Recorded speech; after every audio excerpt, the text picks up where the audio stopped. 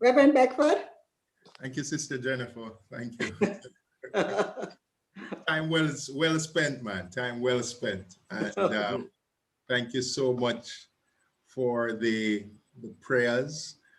Really touched by Elder Mary's prayers and challenged at the end by her prayer, because she really put it where it ought to be in terms of, after we're done with the night study, what do we do with the food afterwards?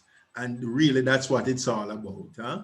When we gather in this space to, to discuss, to reflect, the Word of God, then we have an obligation, once we're done, to go put some feet to what we have heard. And, the prayer reminded us of that. So thank you so much, Elder Mary. And Sister Jennifer, thank you for your devotion. Listen, man, what a couple, yourself and Elder Blake, and tonight, that's what we're talking about. We're talking about man and woman story. So it's good to have both of you on, because along the way in our discussion, it would be good to hear from some of the couples, older couples who have been together for, a number of years. Won't call numbers to get myself in trouble. I know there are people on this platform who are married for over 40 years, 30 odd years, 20 odd years. And God has been tremendously wonderful to those folks. And tonight, as we talk about man and woman story, we're going back to the beginning. We're hoping that, those who are couples are the couples that will be formed after, or those who are called to minister to such folks, will have additional tools to help us as we navigate the area of romantic relationship. That is where it started. Huh? We're going back there because as we talk about save to serve, 2 months ago we started this series. Tonight is the last night of the series, and it is fitting that we're going back to the ultimate relationship that God started with, the relationship between a man and a woman in the Garden of Eden. He brought them together. He gave them a purpose. He gave them service, not only to serve in the garden, but to serve each other. And that has actually formed the foundation for civilizations, for ages. The relationship between the man and the woman, the husband and the wife, has been such an important one, because every other relationship really filters from that. And so we're going back to see if we can actually rescue that relationship from some of the ills that are out there, and see how best we can serve these couples, but also how we can help couples to serve each other. And it's fitting for us to end there, because when all is said and done, as we said last week, we can carry out the mission of God in the field, serving in our vocation, serving in the church, and serving community, wherever the spaces that God has provided for us. We can serve, yes, but at the end of the day, we cannot drop the ball at home. We cannot drop the ball in those relationships. And we are mindful tonight that as we discuss this particular topic, that there are folks on this platform that has not had a good ride, so to speak, in that aspect of human relationship. That there are folks on this platform who have had some bad experiences, or who are going through some bad experiences. Some folks who would want to just forget about it. Some folks who just want to say, let me tune out tonight. I don't want to go down this road. Some folks whose minds are not on that at all. We have, some folks have really experienced some toxic people in their lives, and it has really shaped their views on the whole matter of relationship. It has shaped their views even on gender and how they relate to gender. And so we are mindful of that those experiences you know, have resulted in brokenness and distrust and so forth. Hopefully tonight we can have some redemption, even if it's not reconciliation, but we can have some redemption within the soul of the individual, because that is what the book of Ruth is about, really. It champions the theme of redemption. And so we're hoping that that would be the case tonight. Some folks last week enjoyed our group setting, our group time, and they thought I gave them too little time to discuss the matter. So I'm going down that road again this evening. And so I'm going to ask Angie to prep again a couple rooms. I would go this time, Angie, we have 36 people on. I would go with 3 groups. That's fine, because if we go with 3, then, you know, some folks won't hide and the numbers are climbing, right? But I would go with 3 for now. Rooms, or maybe 4, because if we go 4, the numbers climbing. Let's go with 4, Angie, 4 rooms. And what we're going to do in the group, I want you to listen. Again, choose a group leader, and the group leader doesn't necessarily have to be the one who present, but you can choose a spokesperson, and I'll give you enough time to discuss the matter that I'm going to put on your table. So I'm going to ask Andrew to prep those rooms as we prepare for that. So you're going to choose a group leader, and then here's what you're going to discuss. I stirring up the answers tonight, right? And remember our discussion last week, a lot of you were saying that Boaz was in love with Ruth. And I said, leave week. And I think Arlene, is she on? Yes, I think so. Yeah, man, she's here. I said, don't miss tonight, because we want to discuss that a little bit. So in your question that I want you to wrestle with, and it doesn't mean that you need to have a consensus in the group, right? So you will have different views, I believe, but you do not need to come to a consensus. But I want to hear in our presentation the different views. So here's a question, and let's all take note of it. Was Boaz, man whose name means strength, was Boaz initially interested romantically in Ruth, or was it mere admiration? Let me ask again. Was Boaz initially interested romantically in Ruth, or was it mere admiration?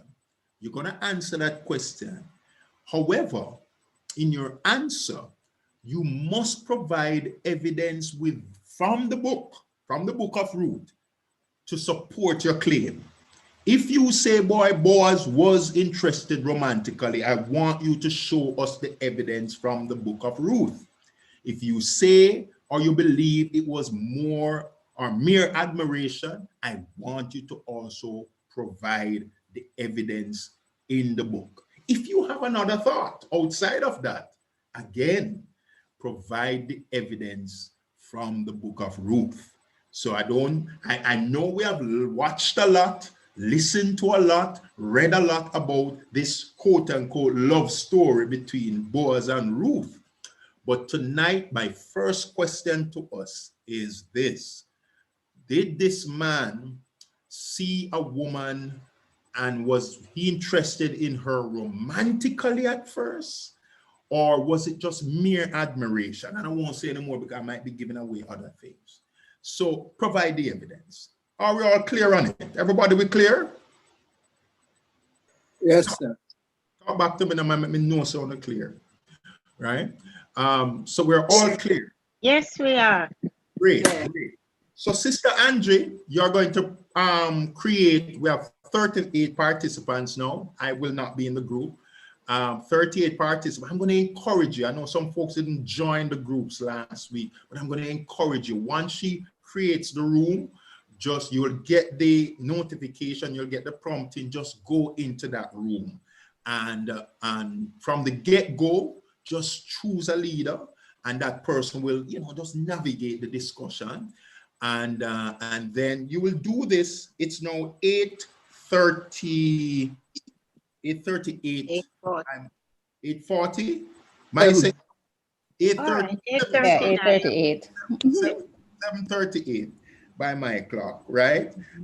So we're going to end this discussion in your group at 7:50. Little time you're getting, 10 minutes.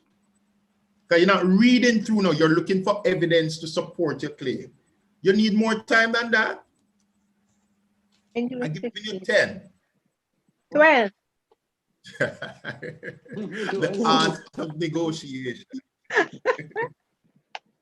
So we'll go up with this discussion till about 7:50, by around 7:53, and then by around that time, Sister Angie will be telling you to wrap up. You'll get the notification, so we'll be back together by around 7:55, or 7:54. All right, so we're all set. Okay, go. Right. Go ahead and put them in the rooms, please. Thank you. All right. Room 1. Okay.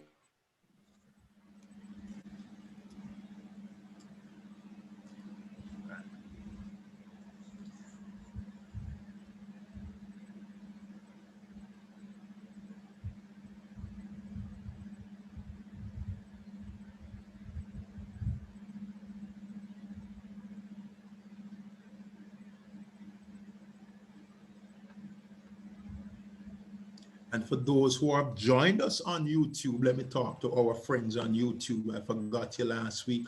I am going to ask you, you cannot work in a group, but I'm going to ask you to work on that for yourselves, right? I want you to get involved. So I want you to answer the question, do you think Boaz was initially interested romantically in Ruth, or was it mere admiration on his part? And whatever you have decided, I need you to provide the evidence from the book itself, right? So you're not going to be working in a group, my friends on YouTube. You're going to be working by yourself. So I'm going to ask you to take a stab at it, those who are watching via YouTube.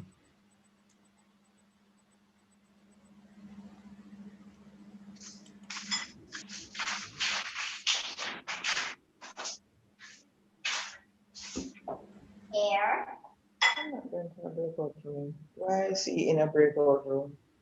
Oh, you're I'm gonna come out of that. Press join. No.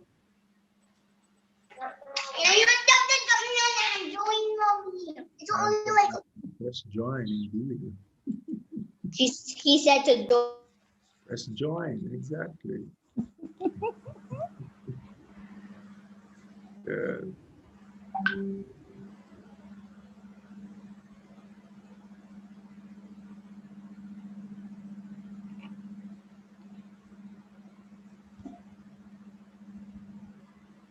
For those of us who are still in the room, just in the open room, just letting you know what's happening. We have breakout rooms, and Sister Angie is assigning you to a room. So once you get the prompt to join, please go ahead and join that group. We are discussing the relationship between Boaz and Ruth and how it actually started. So the groups have been assigned a task, and they have a couple minutes to discuss that. So I'm going to ask you to join them if you can, once you get that prompting from Sister Angie.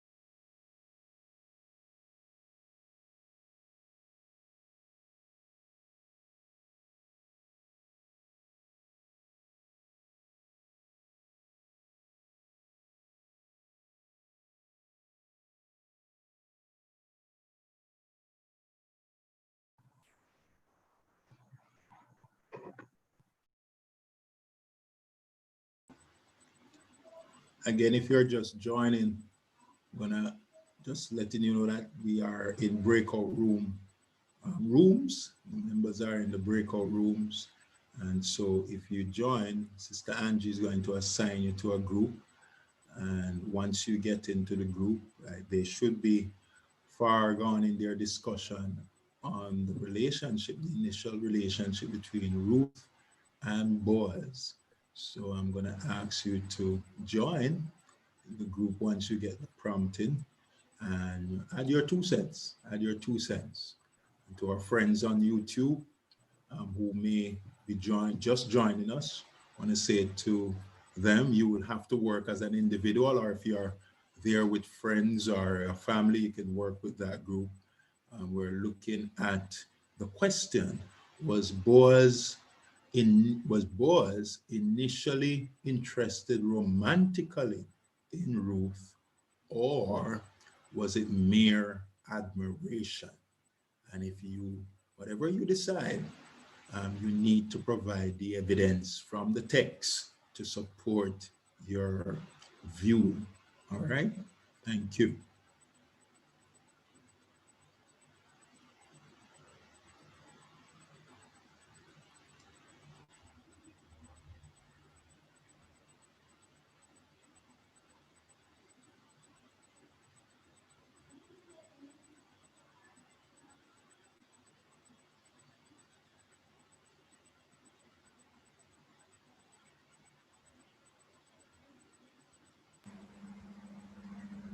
They have 2.5 minutes. So I'm going to give them that. All right. Mm-hmm. Mm-hmm.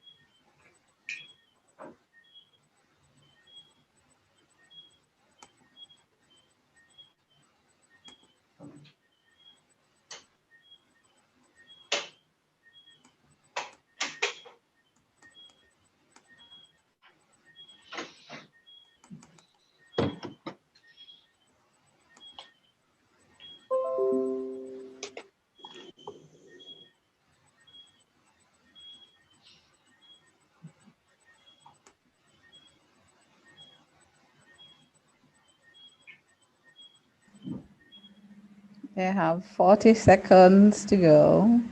I've closed the rooms. Great.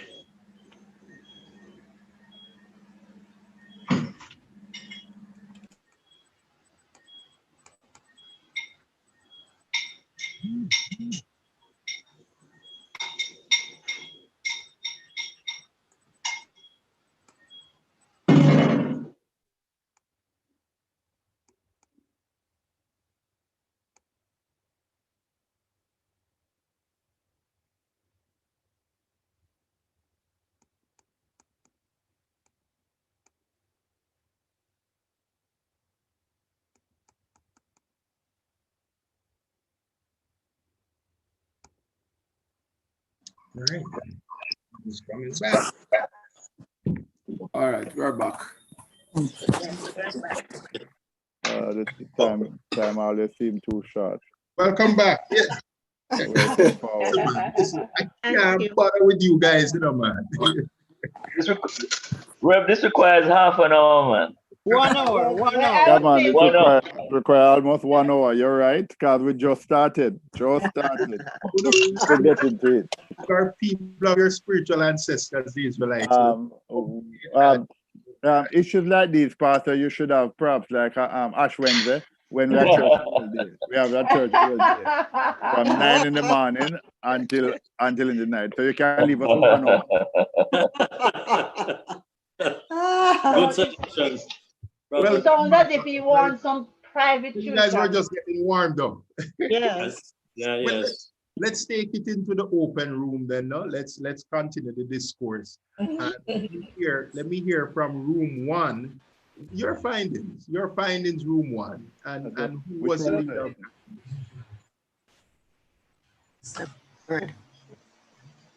Well, Yeah, we I don't know hadn't which one you mean. selected a leader, but I think they can support me and add as I go along.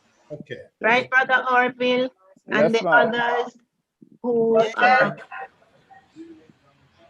Right, so go ahead there. We will support right. you.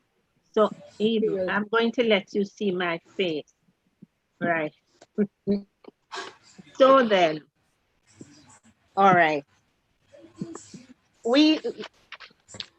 I think all of us agreed that Boaz was not initially interested romantically in Ruth, and that it was admiration. And we can back that up with chapter 2, chapter 2, verse 11. 11, right? When he met Ruth, Right. right? And Boaz replied, I've been told all about you, all about what you have done for your mother-in-law since the death of your husband, how you left your father and mother and your homeland and came to live with a people you did not know before. May the Lord repay you for what you have done.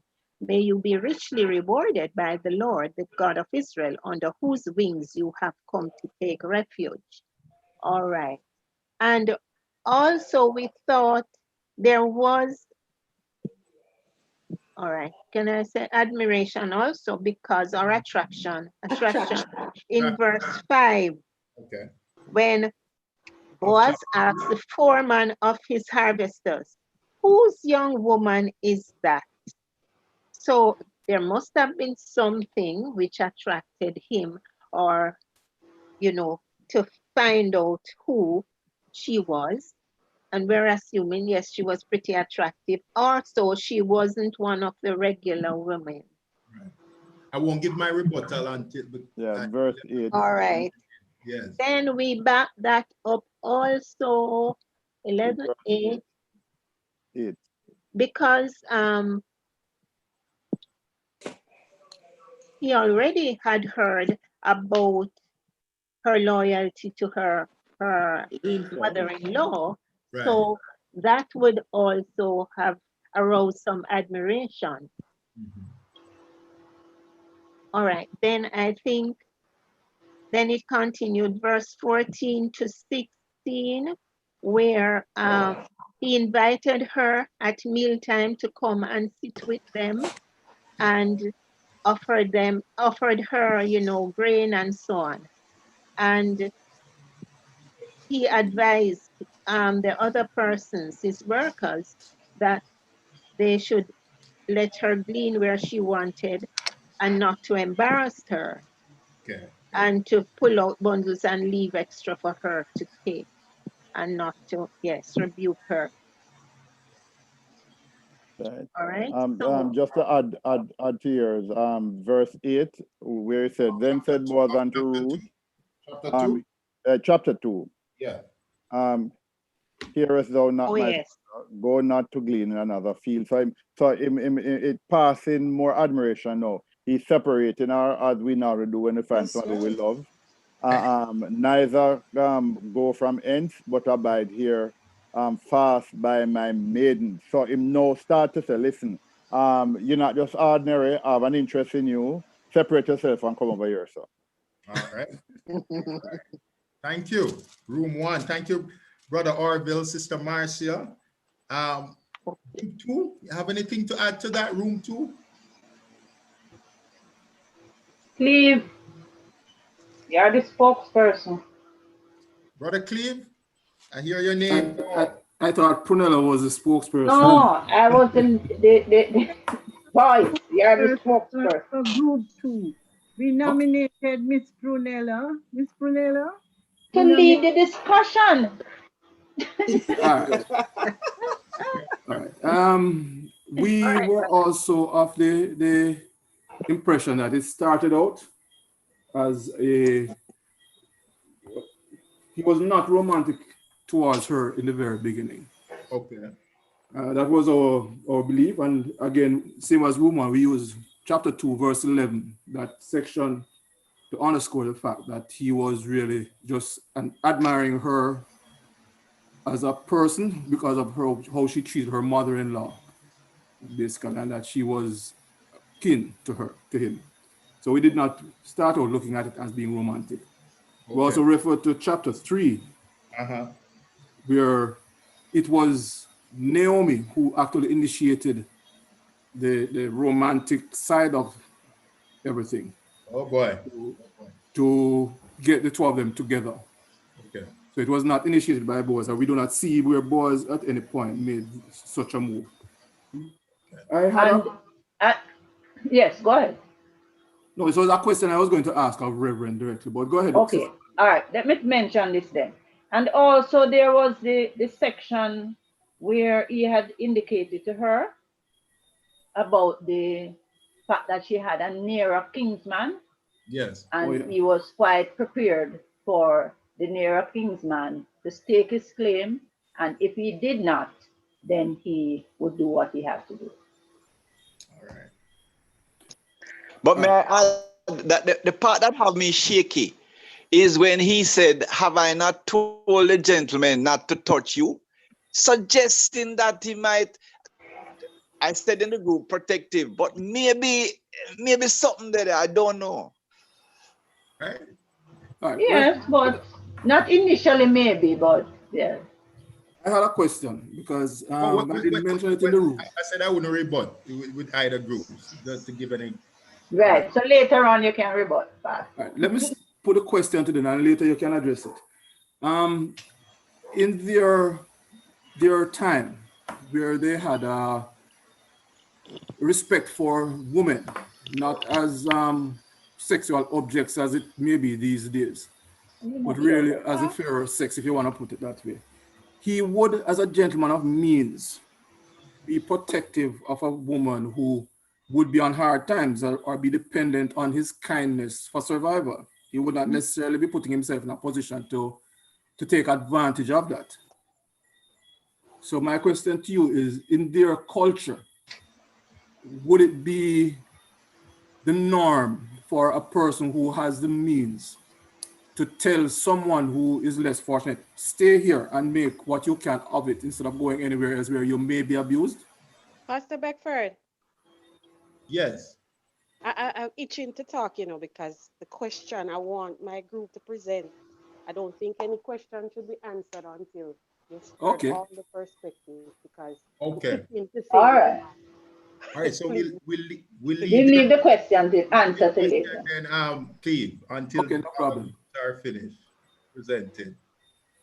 All right. There was a hint of attraction, and I think Group 1 mentioned it, where he instructed his workmen to actually pull stalks and leave for her specifically to gather, and not just allow her to gather what is left over in the field, but he was actually being a little kinder to her at that And point. protecting her. Remember, we pointed out Admiration. protective he was of her. Yeah, he was He protected. was romantically attracted to her. Okay. All right, Sister Prunella, that's it? Yeah, that's it. Yes, that's it. All right. Thank you, Brother Cleve, Sister Prunella, Sister Mary, and the others from that group. Brother James, you're in that group too. Thank you guys for that discussion. Group 3, go ahead. Go ahead. Let me hear what you bring to the table. Let us hear that. Oh, okay. Well, any one of our other, it seemed to be been a group of elders and deacons.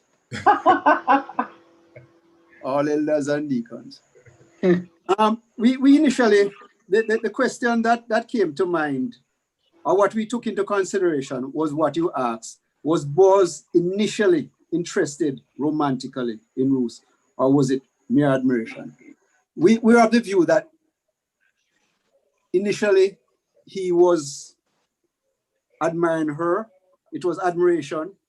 Again, like the other groups, chapter 2, verse 5, whose young woman is that? We were wondering what that meant. Culturally, is it that, was he asking, did she belong to someone else? Or would have that been a question that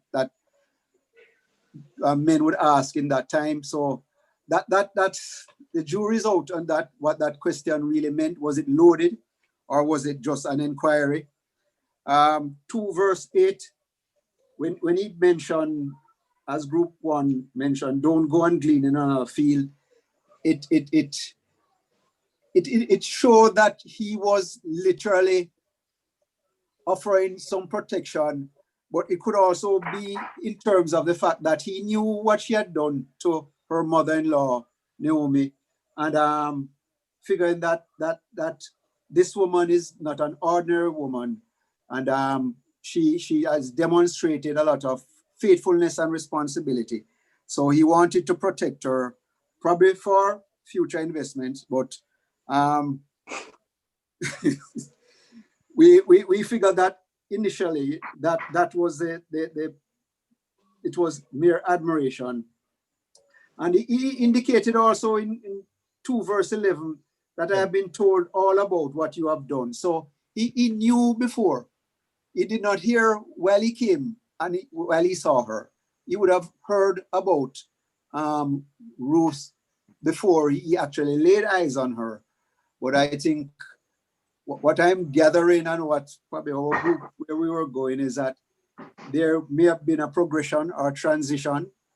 And I think initially, chapter 2 shows the initial admiration, which may have developed further on into a romantic affair. But I think initially we felt that it was admiration, and I'll speak without the consent of the other group to say, I think the men are in a better position to say when initial admiration moves to romantic. Women can admire too, you know. No, but we're talking about the case of a man. You know, Brother Clinton, the Amplified Version Bible, the question was asked, is whose maiden is this? And that's a significant question. Of course. Whose maiden is this? And may I just, I'm part of Group 3, but I mean, you had indicated that there doesn't necessarily have to be consensus. So let me just say, as far as I see it from that first question, that was showing interest, romantic interest. Okay. Okay. Here, sister. And I just want to say, romance does not begin at first sight. Yes, It's I something agree. that develops. The progress. That's right. It's a progression. May It's I a also progression. add to? A lot of Yes, women, I was a part of group 3. yeah. And I think it's admiration, but as time went by, it was progressing, because I even pointed out to the group, Elder Clinton said that the men would know, but a woman would know based on the feedback that she's getting from the kind of unspoken words sometimes, but the body language. Verse 10, I think that she was even, her face to the ground, and why you looking at me like, why you feel that way about me, that kind of way. She blush. You want to go on? Well, I think at some point you're gonna have to differentiate between admiration and romance. Exactly. You don't have to. Admiration, it begins there. All right. And it deepens.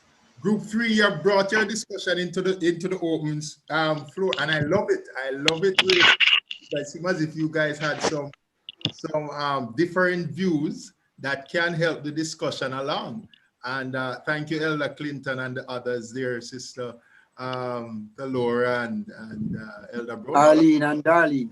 And hello, in a one group, man. Jeez, Angie, how you do the thing, so anyways, thank you, Angie. Thank you so much. It was random. It was random.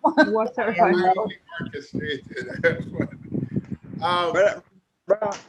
Reverend, please rebuke Sister P for us. She put up a site there that says, yeah, the woman is smarter. Please rebuke her for me. I did, some things I just didn't, I don't see it, and that one, me not even look on it. Me not even look on it at all. Oh, Lord. Group 4, let me hear you. Let me hear you. Because we have to give some feedback. I have to give some feedback to the responses. Group 4, are you ready?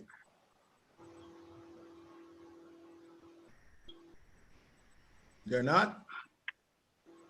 Who are the person for group 4? Group 4, no spokesperson? Sister Marsha is our spokesperson. Sister Paula in that group? I'm sorry.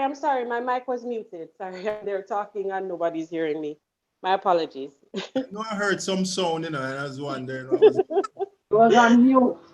Sorry. Okay, so I was asked to speak on behalf of group 4. My perspective is different from everybody else's group in my opinion in my group, but they still said they want me to speak on behalf of the group, so they can feel free to come in anytime, if they want. So I think it could be, I'm not even thinking it's admiration. I'm not even thinking it's romance. I'm more leaning to the side that Boaz had his intention and Ruth and Naomi had their intention. I'm getting some feedback. So why I say that? I think initially when Boaz saw Ruth, he was curious because he asked, who is this person that's gleaning in my field? And they told him who she was. She said they said she's the daughter-in-law of Naomi. And then it's like a light bulb went off because he would have known Naomi as a relative previously. And so with that in mind, I think the interest in Ruth started with his association of her with Naomi. And he addresses her as my daughter. So I am not thinking, I'm trying to not put my modern Hollywood perspective on the whole thing. I'm just trying to look at it from an ancient time and how they would have viewed each other. So this is an established man. He sees this young maiden. He knows that she's Naomi's daughter-in-law. And then Ruth would have found out from Naomi later down, because after she had had a meeting with him, they had lunch, yes, but I still think it was just him interested in the fact that she had done so much for his relative. They had gone through a lot. He would have known that they would have previously had, Naomi would have previously had a husband. She went to a foreign land. She lost him. He would have known the back history. And so he would have known that these women had gone through a lot. So he's keenly interested in her, I think, from that perspective, not necessarily attraction, not necessarily romance. And so later down now, so he would have had lunch. Later down, Ruth returns to Naomi, and Naomi, when Naomi asked Ruth, who is it that you glean, whose field you glean in? And Ruth would have told her Boaz, and then she said, oh, the Lord bless him. He has not stopped showing his kindness to the living and the dead, which suggests that he may have always been like that, always caring, always concerned about the living and the dead. I'm thinking, without looking at the back context, that the dead would represent Naomi's previous dead husband and children, and now they being the living would be the ones that have survived after all this trauma. So he's showing kindness from that perspective. And then now I think from the side of Ruth and Naomi, they say, oh, well, we are two vulnerable women. We cannot be like modern day women who, all right, you lose your husband, you become a widow, and you can just live out the rest of your lives independently. They realize that they need someone to be their protector, be their kinsman redeemer, and be there for them. So they set up a plan. It's a business arrangement. And I think that's what Ruth was going at. Maybe later down, they would have gotten married, and I guess they would have connected with each other. But I really don't see the romance and this attraction and this, he looking at her, and this kind of thing. I just saw, and then Boaz now would have seen that because his relative would have perished in Moab, Moab, yes.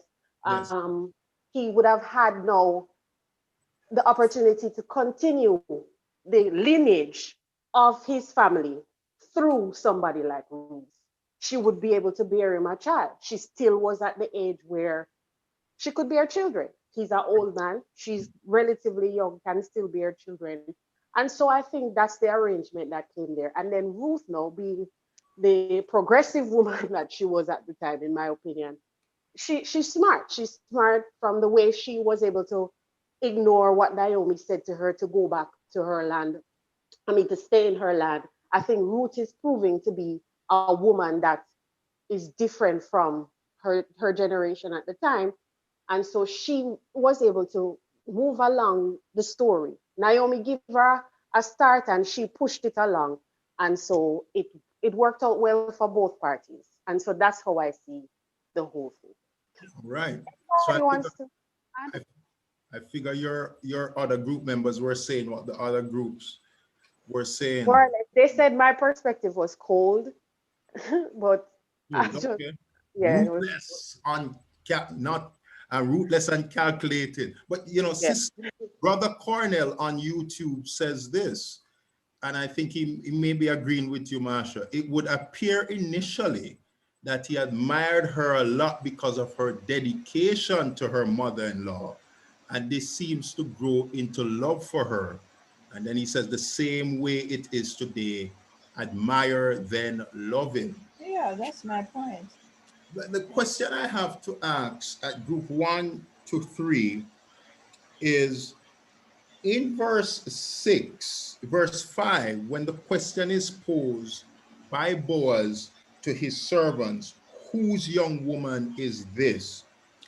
Why do we see attraction there and not maybe curiosity about this new servant who is working among his employees? Why do we see attraction instead of that?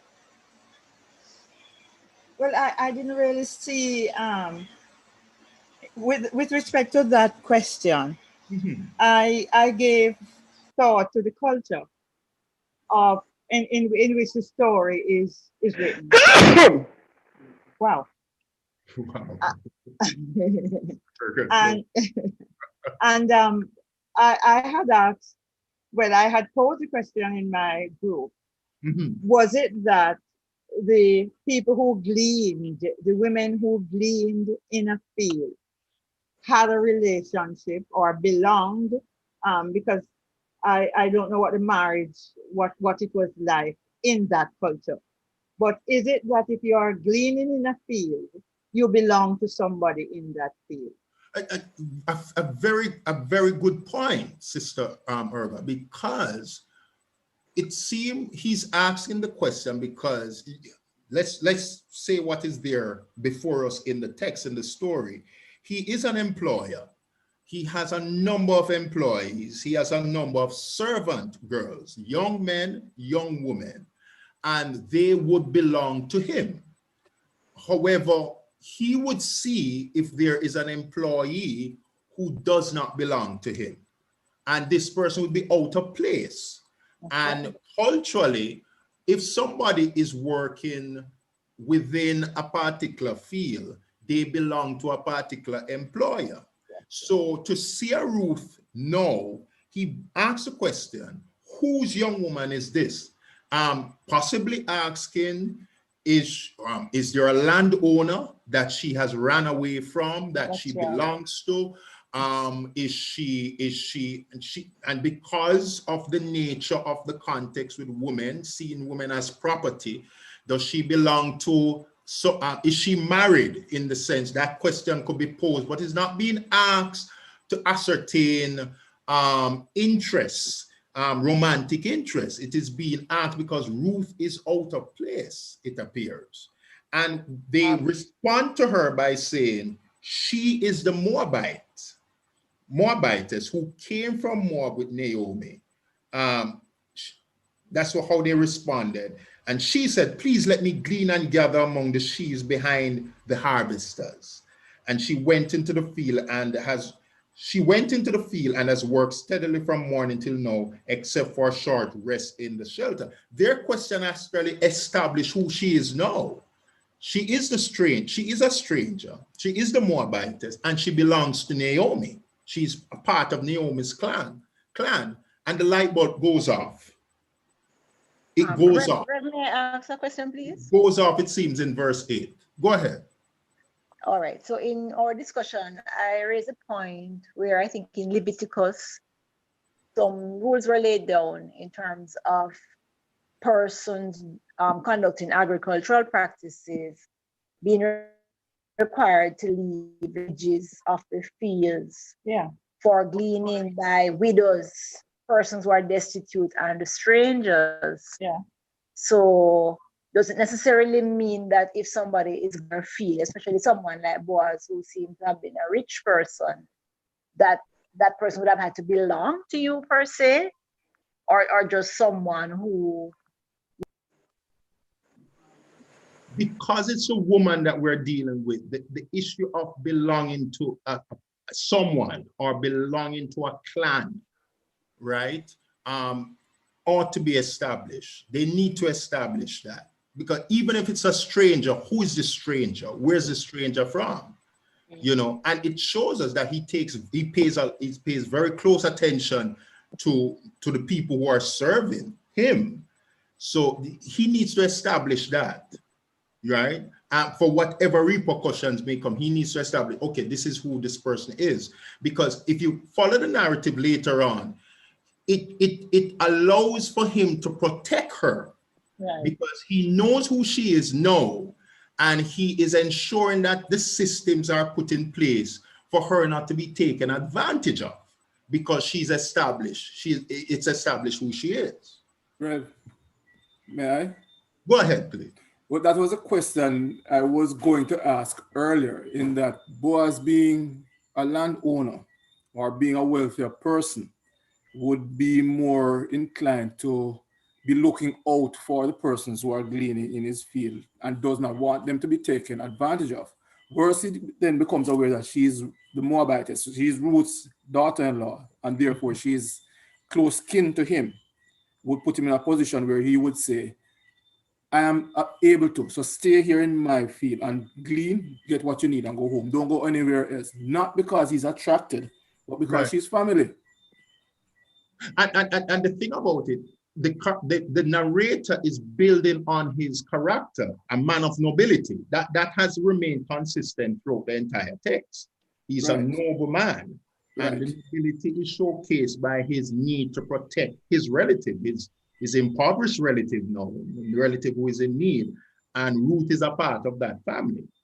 The question, and another question that I would love to pose, I think it was group 2 though, is what kind of attraction are we talking about then? When we say he was attracted to her, there is no reference to her physical. No. Ruth's physical traits are not of concern of the narrator. No, but there are qualities, admirable qualities in her life. And fair enough, we need to make that distinction, because I did hear the point earlier that she was a beautiful young woman, and he would have seen her and he would have been attracted to her. And there's this old adage that men are attracted to what? By sight, what they see. However, the story does not take us down the road of a physical attraction of Boaz to Ruth, because Ruth's physical traits are not on display. What are the traits that are on display? Well, he said it in verse 11, though, where he said that he had heard all about her dedication to her mother-in-law after the death of her husband and so on. So it would suggest that he was more admiring her character. Right. And that's the follow-up question we have to ask. What is it? What is it that Boaz was? What did Boaz admire? If it led to interest later on, I agree with you. Initially, it wasn't romantic, and I like Sister Erga's point earlier about making that distinction between romance and just first sight attraction. But Reverend, what did he admire about this woman? Reverend, go ahead, just brother. a question. What was the makeup of Moabites? Were they dark? Were they I'm trying to understand the hue, their color, right? Type of thing. Why? Would she have stood out by virtue of her being a black woman, as opposed to these olive color type of people who are from Bethlehem type of thing? So I'm just trying to understand if there will be any difference, in racial differences. Not necessarily. So in where is Moab located on the map versus Bethlehem? Remember when the Jews, when the Israelites were moving from Egypt into the promised land, that there were 2 countries that they were told not to, well, that I can recall, there could have been more. They were told not to mess with the Ammonites, they were told not to mess with the Moabites. And the reason that was because of the historical connection that they had as a people. And Yahweh told them not to mess with us. So in terms of the physical location, it was right in that region of the Middle East. The Moabites, Reverend, are the descendants of Lot. Yes. Abraham's nephew. Yes. Correct. They were the descendants of Lot. Right. I think they were south of. So they were related. They're related to the Abraham tribe. They used to call them. So they are not, in terms of their physical makeup, you don't find much difference. You don't find much difference in terms of their physical makeup. But the physical aspect comes in when Naomi tells her to do certain things, right? And she goes into that room, right? The threshing floor to use that to sway. But initially I think we have to agree initially that what Boaz admired was this woman's dedication to her mother-in-law. I think we have to go with what Pastor, Her character. Reverend. Yeah. She was a beautiful black woman. Doesn't matter. I can't come to that. I can't come to that conclusion. No, hold on here. Right. I've been towards the beginning of the judge. You know, but if you want to hold that view, no problem. But let us not think that initially Boaz moved towards this woman was because of her physical beauty. The text doesn't imply that. What the text clearly suggests to us is that what he admired was the woman's character. Was what she was doing for her mother-in-law stood out for this man. That is what he was moved by. The question we have to ask ourselves, though, is what was Ruth attracted to? Was Ruth attracted to Boaz at all? But Reverend, could her character and his understanding of who Ruth is, could that have been secondary to what he initially saw? Just throwing it out there. Well, the text doesn't say it, and that's why I asked you for the evidence earlier. The text does not say it. I don't think in chapter 2 the text implied it, because there, as we spoke earlier, we can use the context and the setting to discredit the view that, boy, what he saw was a beautiful woman and he wanted this woman. The setting and the arguments presented earlier can discredit that understanding, because it's not as strong as the cultural issues at work. I think the cultural issues at work are stronger than us coming to the conclusion of a physical attraction, right? Physical attraction, we could read into the text because of cultures, because most people would say that the first thing that a man is attracted to in terms of a woman is her physical beauty. But is that a myth, or is that true, gentlemen? Are we merely attracted to a woman based on her physical beauty first, and then everything else comes after? Because what we're looking at here in this initial stage of man and woman story, is the whole thing of admiration versus interest, right? He admired her. Was he interested in her is another question. So we know in our 21st century, say, boy, the first thing we see, our men see, is the physical traits. Is that so, though? Is that accurate? Is that accurate? And is that something that we want to be passing on to our children and our children's children? That, boy, listen, the first thing that is going to catch your eye with a woman is her physical beauty. And then afterwards, you'll get to know her. With Boaz, it was different. It appears that what caught his eye was, wow, you are Ruth? Well, yeah, Naomi's the one taking care of Naomi. What if Ruth was the kind of woman that does not qualify in terms of beauty as how we see beauty today? Would we still say that Boaz was attracted to her? Remember the old time saying, Reverend? Go ahead. You in the eyes of the beholder. Yes. But Reverend Beckford, a quick one for you here. Go ahead.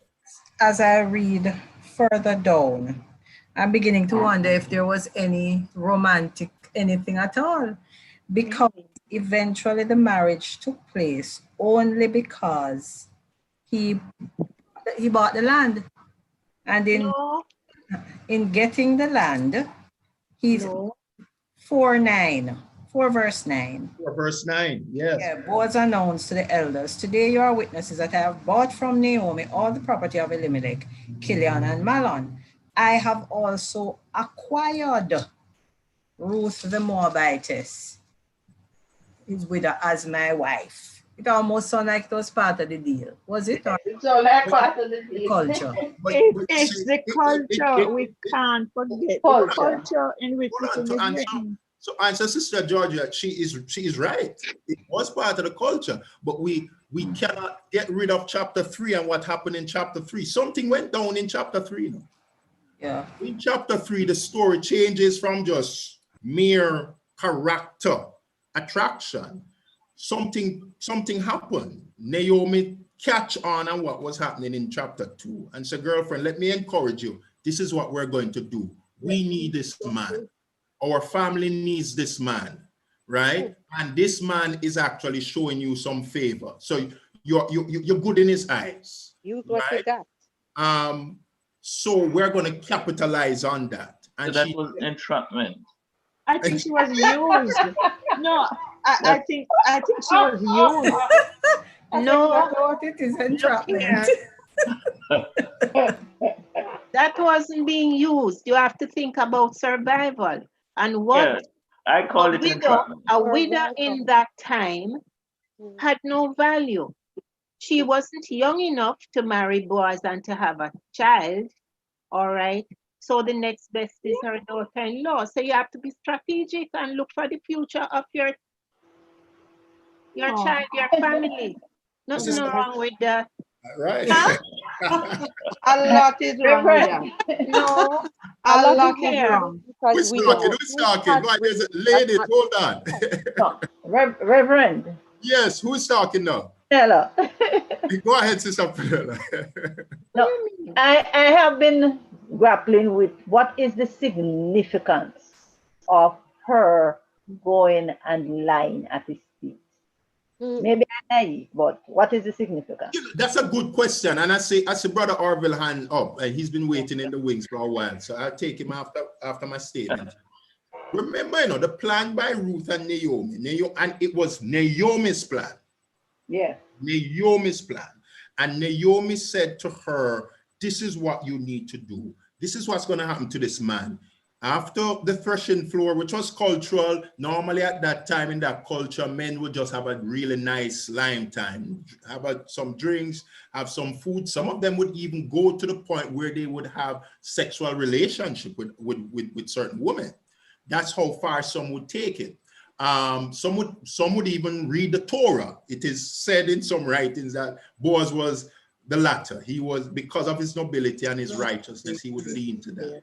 Right? But Naomi knew that this man he's going to be in a very cheerful state. She says to Ruth, go to him, and whatever he tells you to do, do it. Ruth was not totally obedient to Naomi. When Ruth went to Boaz and she did what she did, there's a play on words here. The fact that he said he's going to she says to him in verse,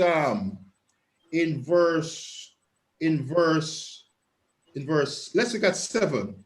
When he had finished eating and drinking, he was in good spirits. He went over to lie down at the far end of the grain pile. Ruth approached quietly, uncovered his feet and lay down, right? And, we just have to take it at face value. What is happening here? In the middle of the night, something startled the man. He turned and discovered a woman lying at his feet. What could have happened to Boaz is this. Did I sleep with this woman? Why is she at my feet? Because remember, he has drunk his wine. He has slept. He has awoken from sleep 12 midnight. There's a woman at his foot. What is going through this man's mind? Did I have any kind of relationship with this woman? Why is she here? Then she disobeys Naomi now. She says, I am your servant. She said, shouldn't she be listening now for what Boaz is going to tell her? No. Ruth capitalized, seized the moment. She said, spread the corner of your garment over me, since you are a kinsman redeemer. She pretty much said to him, take me as your wife. Mm-hmm. That's pretty much what she said to him. Take me, fulfill your duties as kinsman redeemer. Right? That's what she said to him. That's not what Naomi told her to do, But she kind of tweaked the plan a bit and said, I'm going to be straight up with this. Take me as your wife. And Boaz said, okay. the kindness is, here's the statement, this kindness is greater than that which you showed earlier. You have not run after the younger men, whether rich or poor.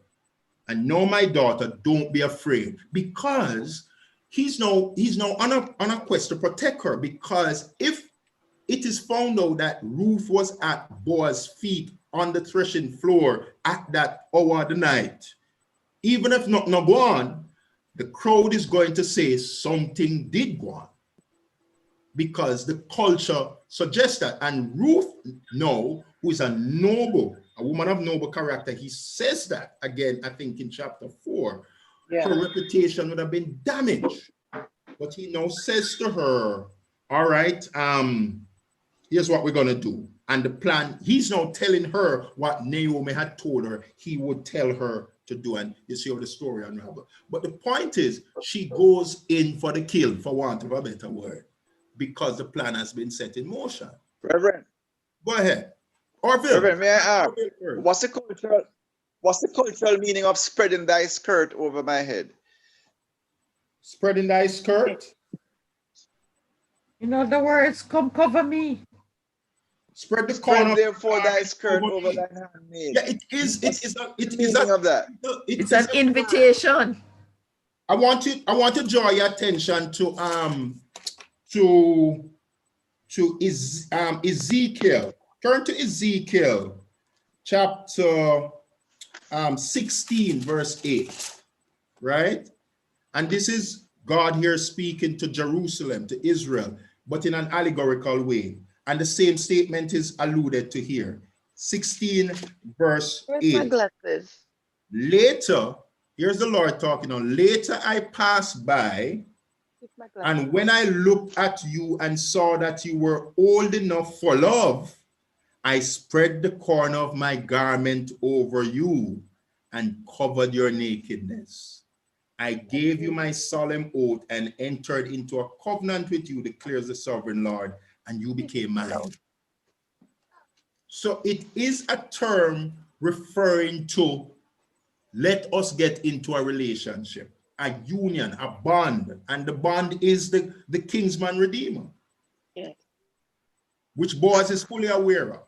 And Ruth also has been schooled by Naomi about this kinsman redeemer, because she doesn't know that coming from Moab, but she's now being schooled by Naomi in the art of entrapment. Entrapment. Not entrapment.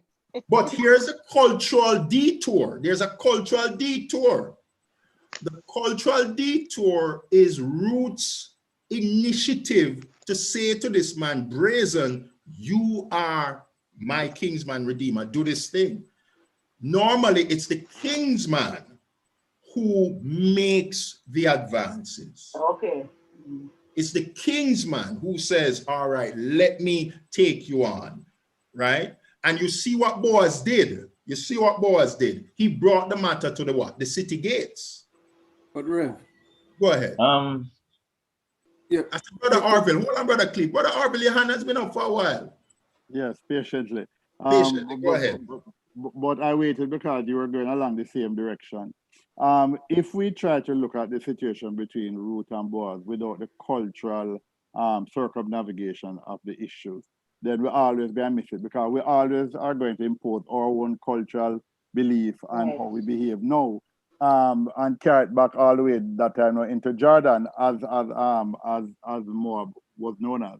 And so I listened to you because you were going along the direction that I agree with, in terms of you can't overlook the cultural nature of it, what Ruth did and what Boaz did. But we have to be aware of what was the culture of the time. But also another point, the relationship comes with opportunities, and Ruth seized on her opportunities. Boaz did as well initially.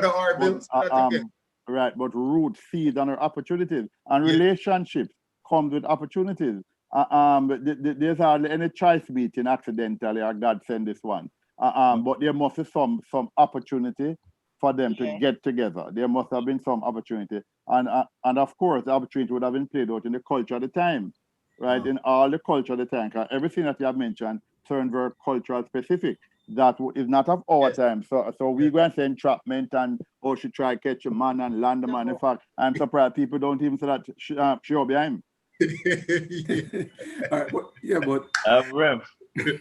Yes, Brother Noel.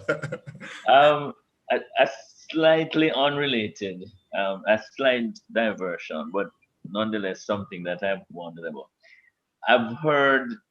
One would have heard a number of unattached, beautiful ladies saying that they're waiting for their Boaz. Mm-hmm. And then I wonder in this story if it presents any kind of a formula for a Ruth to meet her Boaz. Come on now. You hear how the pin drop, everybody? Where you are, you're still up in Canada there. we heard that pin, you know. Listen, here's the point that we take from it. And you're not diverted at all. Because we have to apply it, huh? The initial stages of relationship. And the thing about this is, how do we serve each other, man and woman, genders, at this initial stage, until it leads to maybe marriage and so forth. And tonight we won't have the time to get into the purpose of the marriage and all of that. But here's the point that I would add to what you said. Boaz admired this woman, right? We saw where interest came, romantic interest came later. Brother Orville said Ruth capitalized on the opportunity, right? Whatever the culture provided, she capitalized. Naomi as well. Let's not leave her out of it, right? They capitalized on the opportunity. How do we apply this to us? We, as man and woman, we're constantly seeing those who are not married, those who are married, people who we see traits that we admire, traits that we even are looking for in a partner, right? And we're not saying this is traits Boaz was looking for. This is us now applying it to us. But we see traits that we admire. Now, those of us who are married, we don't pursue those admirations. You know, we affirm the women around us, those of us who are married. That's the purity, that's the integrity, right? So we don't go after every skirt that we see because, boy, we see something that we like, or we say, boy, that woman, how she handled the boardroom meeting, how she deal with the children and her children and so forth. But we're married people, so we don't go down that road, but we affirm. And in Timothy, the passage I asked you to read last week, says that those of us who relate to our sisters, brothers and sisters alike, let me not say those brothers now, but both genders must relate to sisters in the Lord with a sense of purity. So it doesn't mean that every man that comes along and says, sister, I admire how you dress today. It doesn't mean that the man wants you. Right? Or sister or brother, I admired how you sang on the choir today. Doesn't mean that the woman wants you. It's just admiration. It's a human quality that we all have. We admire people, right? Now, under that admiration may be some attraction. But if you have two single people in the church, and they realize, boy, I admire that man. I admire his dressing. I admire how he carries himself. I admire how he relates to the children. I admire his spirituality. I admire his how he deals with the finances of the church, or when we have members meeting and he speaks about. I admire those things. If you are two single people and you have admiration for each other, why not say to each other, boy, let us see. Let us see if there is a level of interest that we can share. Because what is happening to us is that if at first we do not get the goosebumps and the stirring of the belly, and boy, you hear stand up when you see the person, that doesn't happen at first. If that doesn't happen at first, we dismiss the person and we continue to wait on our Boaz, right? Right, Elder Brown? But the text is showing us The text is showing us that as adults, grown people, a lot of people on the space are adults, people who have been in and out of relationships. We see traits that we may admire. If you're single, and I'm talking single people now, because if you're married, you can admire, you affirm, you move on. And if there's any kind of attraction below that, sometimes it's best not to even speak of that admiration. Think about it. Leave it alone, because you don't want to fester anything. But those of us who are, not of us, those who are single and maybe looking for a spouse or may have vision of a spouse, I think we have to step back and realize that admiration, it begins with admiration and not necessarily or only physical admiration. And it doesn't hurt to say, let's pursue and see if this can lead to what Boaz and Ruth had in terms of their marriage. Elder, I know you went off on a diversion, but that is where that would have taken us, really. Yes. We have to apply it. We have to talk about it. That's real time. But Boaz doesn't necessarily have to be a rich person, right? No, it doesn't. It doesn't. But Sister Marcia said, boy, survival. Rev. Yes, go ahead, Brother Cleve. That was kind of where I was going with the question, because the way it was sounding to me, Ruth made the approach to Boaz, and his response would suggest that he may have admired her, but he was not taking it any further out of respect. So it's when she made the advance to him, and he was surprised that he, being an older person, she would come to him, as he put it, as it is actually written there. At that point, then he figured it, well, it is okay then for me to make advances. So the question, Brother Cleve, is this: who in our modern time should make the advance? Mm-hmm. It has changed. Anybody do it nowadays? Anybody will do it now, but then it was culturally acceptable for the woman to be quiet and the man to make the advance. That's why I said she detoured, culturally. Yes. Nowadays, it is anyone who sees something that they want or someone that they want, they will make the approach. But back then it was not like that. Brother Cleve, there are still some folks who are still traditional and say, boy, him have to come to me, Yeah, you'll always have that. You have folks who that is true. Yes. I believe it is still so, and especially in the church. I believe it is still so, and especially in our churches or in church as Christians. We're expecting, I don't think we're as liberal as thinking the woman should approach. But Sister Marcia, the man is less than a man if he admires a woman. He may not necessarily have any interest at that point. He may have some. He has not made the advance. You think it's less than a man to say, okay, the woman, if she comes, then fine. Does it do something to his manhood, to allow the woman to initiate this kind of relationship? Well, I would say it depends on his, self-esteem, how confident he is in himself as a man, and there are all different things which will influence that, how he was grown up, right? Or how, he thinks if he's a strong man or a man with confidence and good self-esteem, then I would think it doesn't really matter. But still, we in our society, we have things, especially, a man ought to behave this way, and a man ought to do so and so. And if he does other that, then we see him as being, cultural norms, huh? Sister Tina, cultural norms. Mama, man. Girl power. Can you hear me? Girl power. Reverend, just to switch culturally now. Take the Indian community where the parents selects a bride for their son. For their son, yeah. In this role now, Naomi is playing this role for her relative who happens to be Boaz. So Naomi is playing her role as a Middle Eastern woman. As an elder. Precisely. I like all the suggestions that are showing up, because then it's multicultural. What it shows us as well to Elder Blake is that the Bible does not give us a format as to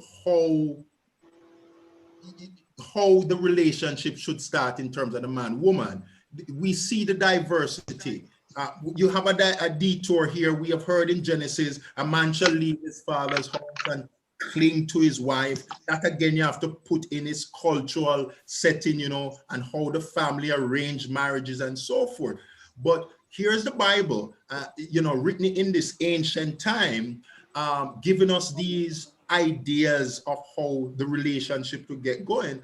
And I don't think we can have something as doctrine that we say, boy, the man's supposed to go to the woman if him like her, or the woman's supposed to go to the man, or the family's supposed to put it together. Again, as what Sister Marcia said, it boils down to the cultural nuances. The cultural nuances. Go ahead, Sister Tina. Oh no, now I'm agreeing with you. But I was just saying that I think women, certainly younger women especially, and I think maybe less so older especially in the church, but I think women are more assertive, and it's not necessarily seen by men as something bad. So there's of course that assertiveness can get over to us.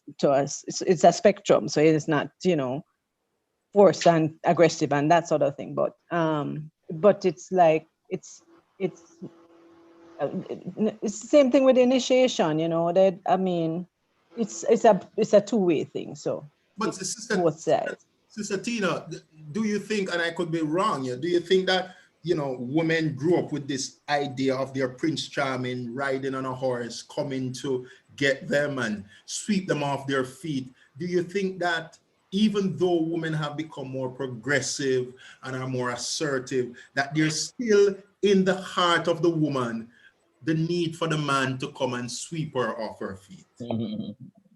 Maybe not. I think that they definitely want more of those kind of moves, but it's not necessarily has to be the first one. So yes, they want to be felt like a princess and that sort of thing too. But I think the younger women and so on, so they're more assertive. They know what they want, and they have been disillusioned or feel disillusioned probably from past experiences, or it's just like TV shows, this Prince Charming, blah blah blah sort of thing. So they're more practical. They're more seeing what they want and so on. Yes. But this is good stuff. This is really good. Brother James. Beckford. That's Brother James. Sister James. I'm wondering. Maggie Anderson has her hand up. So go ahead, Brother James. I'm wondering if in this study that what you're doing is emboldening the women to say, don't wait on your boys, but go get your boys. Of course. Sister Marcia, echo that again, what you said? Of course. Why not, James? Of course. Why not, James? Why not? James, you have played your hand. Don't make me nervous right now. Good. Just remember same thing. I'll provide the curry goat for James.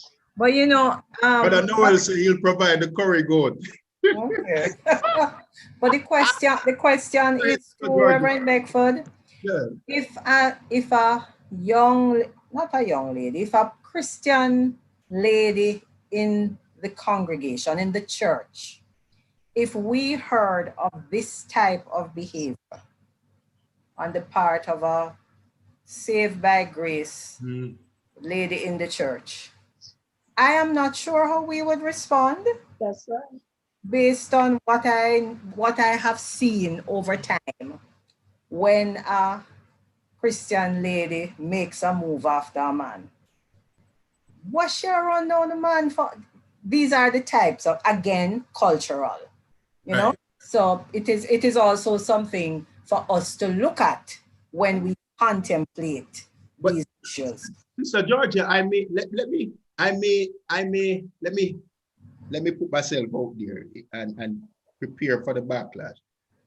Maybe it is not as blatant as Ruth. No, it's not.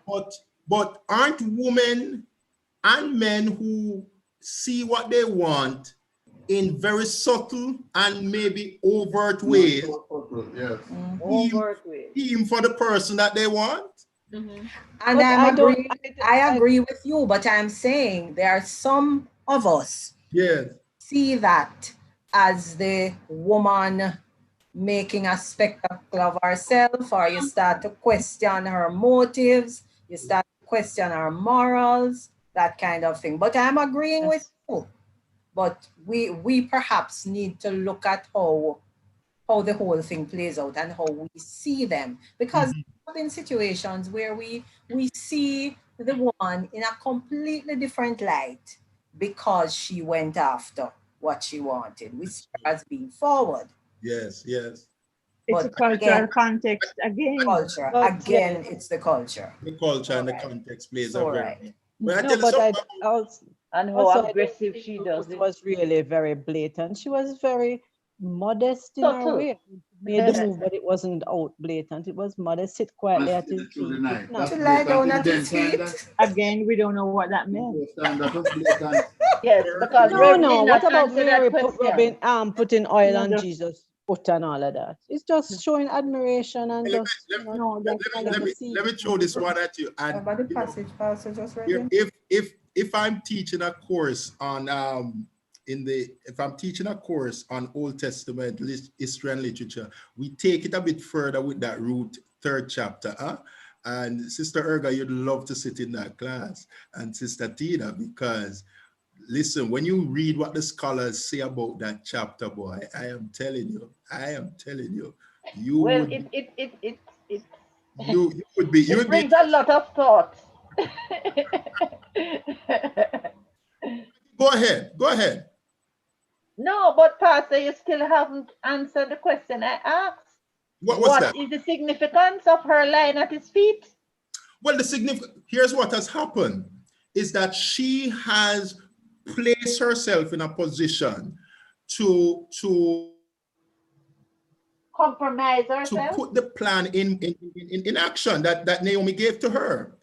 It is her now. It's a risky move to, It's a risky move, Prunella. It's a risky move because Boaz could actually turn the tide against her. But Naomi's smart. Naomi's playing her. Naomi knows that Boaz has what? Boaz is an honorable man. He's honorable, and he has.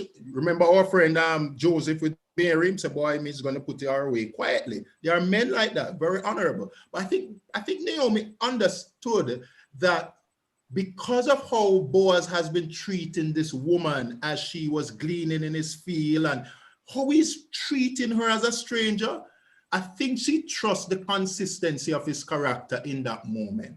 And she so said, so done. He acted quite the way she expected him to do. I think there are other things relating to this that may not have been written. Yes, no, I'm serious. Because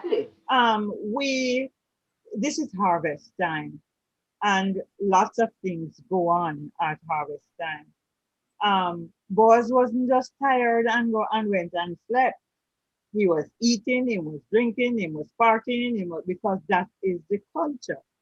And perhaps nobody would have thought anything was wrong with a woman going to sleep with a man after the party, because that was the culture. And perhaps it meant absolutely nothing. We have to understand that this is not just a story that is taken by itself and nothing happens in other circumstances. Perhaps this is just an example of what would have happened generally at harvest time, and the feasting and the reveling and that goes on with it. And you're drunk and you lie down, and what happens next? but they zero in on this couple just to show you the bigger picture. That's right. Sister Erg, I would love to discuss this further with you about the intimate That James, implications there. Brother James. Sister Maggie, go ahead. Your hand has been up for a while. Thank you so much, Sister Erga, for those thoughts, because what it does for us is takes, we discuss it in this way in our Bible study, and we kind of play it safe sometimes. I'll say this. Yes. But this story has other elements to it that if you take it out there, it might, it doesn't really change the understanding and the themes. It just maybe make you look at the characters even with more. A different picture. Go ahead, Sister Yeah. Yes, good evening, everyone. Hi. Okay, now, when I first learned of this story, I mean, truly learned, tuned into it. I mean, it's one thing to constantly hear a story, but to personalize it, for it to actually speak to you. It was 2 years ago, I learned this story. And I thought to myself that Ruth is an absolute genius. First of all, in that particular era, it's not safe for a woman to be on her own. It certainly wasn't. And Ruth, moving about with her mother-in-law, of course, her mother-in-law is elderly. I thought that Ruth was a genius to think ahead and hook up with this man called Boaz. And just like you so rightly said, the difference is that he's a noble man. That's really the difference, because as someone who is a bit old-fashioned myself, a part of me would say Ruth is a bit too abrasive. She's too forward. And that's just not the done thing, because I think that a man should pursue a woman. I am of that school of thought that a man should pursue a woman. James, you hear that? You can't sleep good tonight. There are still women out there who believe that. Go ahead, Maggie. And so when this story became personal to me, I was grateful knowing that biblically there was some kind of support for a woman being so bold or being so forward. There was some kind of support. And again, the difference is that Boaz is a noble person. Mm-hmm. But I want to say men very often need the woman to place themselves in their vision, in the vision of the man. Very often. Say that again, Maggie. Men very often. Very often. Men very often. Yes. The woman will be right there in front of them, and they're looking over there at something else that's not even for them. All right. There are times when a woman has to place herself in the line of vision. Place herself in the line of vision. Place herself in the line of vision. So the man now will have no choice but to see her. Yes. Now, if after seeing her, he decides it's not for him, that's a different matter. But he needs to see her first. So more power to you, and more power to the liberated women who recognize that this is one of the shortcomings of men. And as a result, they have to take the reign and put themselves in the line of vision. Praise the Lord. All right. Tina, go ahead. We Yes, want to wrap it up. but just to follow up on that, another I think more power to the Boazes, to the men like Boaz, that you may see somebody be placed in your line of vision, but you must know what you want. You must know what is admirable about the person or not, and not just, the basting up the skirt over the whatever. But it's just, it's that. So it's also on the role of the man to know, what he wants, right? What Maggie has said and what Tina has said, I think can just sum up the night. I don't have anything to add. This was a lovely study. The input was just rich, and we could continue this discussion. What Brother Arville said, Ash Wednesday kind of discussion, you know. But there's so much in the book of Ruth. We have not even touched on the issue of marriage and the purpose of their marriage and why people get married and so forth. But I think we have ended this series, Saved to Serve, on a good note. The initial forging of a relationship between a man and a woman and the roles that we play in ensuring that God's will is done in how we start and ultimately how we finish. Sister Jennifer, over to you.